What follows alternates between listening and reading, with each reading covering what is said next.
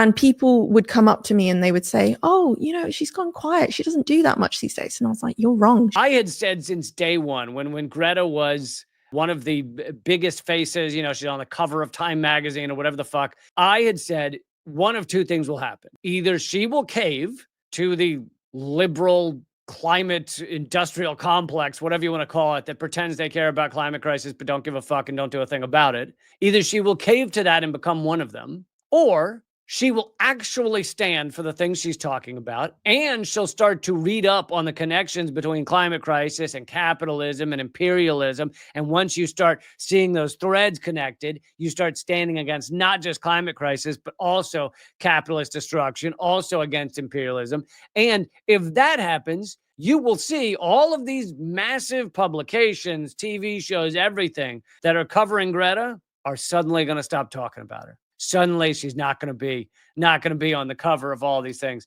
Luckily, I say luckily because I'd rather Greta figure it out than go to the dark side and stand for the fake climate crisis Democrats. And anyway, as I've said many times, Greta has figured it out. She was on the Freedom Flotilla to Gaza and could have been murdered.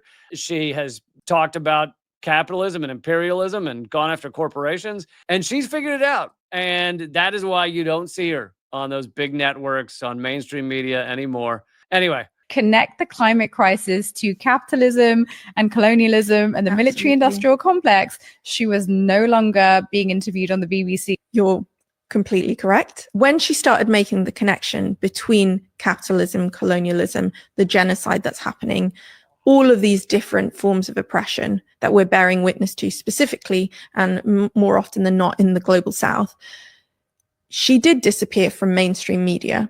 And people would come up to me and they would say, oh, she's gone quiet. She doesn't do that much these days. And I was like, you're wrong. She does more than ever before. It's just they've turned the cameras away because she is getting to the crux of the matter, and the ruling class doesn't want that to be revealed. I personally knew that the minute she donned a keffiyeh that she was no longer going to be given the same level of platforming as she previously had.